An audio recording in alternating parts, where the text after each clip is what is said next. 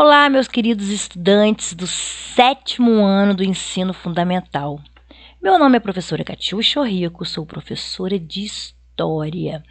E tem uma frase de Sócrates que eu gosto muito, que é só sei que nada sei. Mas uma coisa eu sei, para a gente poder entender história, a gente tem que ir lá no início, fazer todas as anotações, utilizar o nosso livro didático, nosso material de apoio, principalmente nesse momento de pandemia, que nós não estamos tendo aulas presenciais, fazer nossas linhas mentais, nossas linhas do tempo, nossos mapas mentais, né? Para a gente poder realmente entender todo o conteúdo. E uma coisa que eu sempre falei com vocês na sala de aula e continuo falando é: história é uma linha do tempo contínua. Todos os fatos estão ligados. Então, para a gente poder entender o Tratado de Tordesilhas, a gente tem que entender o processo das grandes navegações. Tem que entender qual foi o papel de Portugal nas grandes navegações. Precisamos compreender que ele não podia atravessar o Mediterrâneo, então ele teve que procurar uma rota alternativa, porque o foco dele era chegar às Índias em busca de especiarias. Então, essa rota alternativa era qual? Contornar todo o continente africano para chegar nas Índias. E contornando o continente africano, ele se aproximava muito das terras que hoje nós conhecemos, que é o Brasil.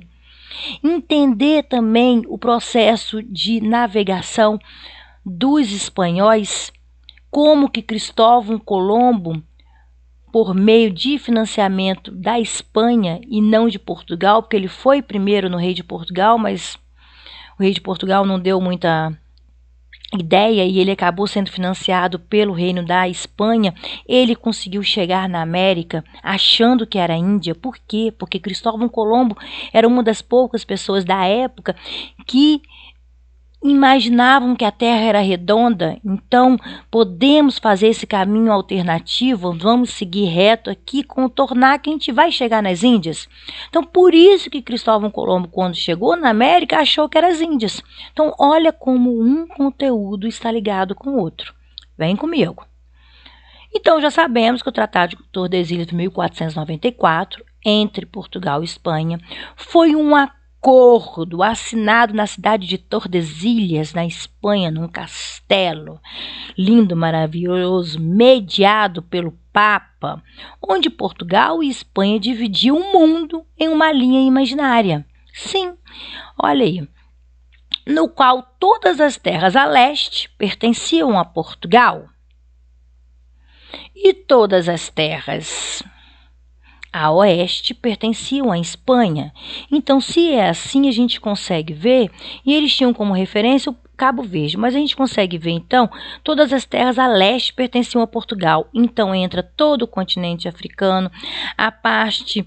Olha como que ficou nesse mapa, observem o verde escuro e o verde claro. Toda essa parte do verde claro, ela pertence a Portugal. Então, Portugal manteve para si essa rota alternativa de contornar a África para chegar nas Índias em busca das suas especiarias. Enquanto isso, para a Espanha ficou. E Portugal também, vocês veem aí que ficou as terras do Brasil, parte das terras ali. Então, para a Espanha ficou praticamente o continente americano todo e um pedacinho contornando o globo. Olha essa visão. E aí, as outras nações, né? Porque o mundo era só Portugal e Espanha? Não. Começaram a questionar, porque a Inglaterra, a França... E questionavam porque também queriam iniciar o seu processo de expansão marítima e mais, queriam fazer parte desse processo de colonização. Então, os franceses passaram a organizar expedições marítimas para o Brasil, por exemplo, e com isso Portugal se viu ameaçado, porque Portugal, nessa situação de querer chegar até as Índias, ele começou o quê? A explorar todo o continente americano, a parte litorânea ali, o litoral. Americano não, me perdoem, todo o continente africano, no litoral. Então, o que aconteceu com isso? Eles perceberam que não era só especiarias e produtos que davam lucro. escravos davam muito lucros, eles começaram ali todo um processo de escravatório, né, de escravidão, e esses escravos mais tarde, depois eles foram para onde? Para a colônia exploratória do Brasil. Então, quando os franceses passaram a organizar expedições marítimas, Portugal falou assim, peraí, isso é meu, essa colônia é minha, e eu quero explorar isso. Então, as nações elas começaram a reivindicar o princípio de posse, o uso dessa terra, para legitimar essa exploração colonial. Só que os portugueses se viram, então, forçados a intensificar um mecanismo de controle e dominação sobre seus territórios. Em 1530, Martim Afonso ele foi mandado para as terras brasileiras para fundar, então, o primeiro centro de exploração colonial e cravar, tipo, pertencimento de posse de Portugal. Então, a gente percebe que o objetivo era evitar confrontos pelas essas novas terras descobertas, esse Tratado de Tordesilhas, entre Portugal e Espanha. Só que Portugal também, em contrapartida, não cumpriu o acordo, pois a Espanha ficou com uma parte que, segundo Portugal, era uma parte grande e não conseguia tomar conta de tudo. Era questão de posse, era questão de domínio, era questão de poder.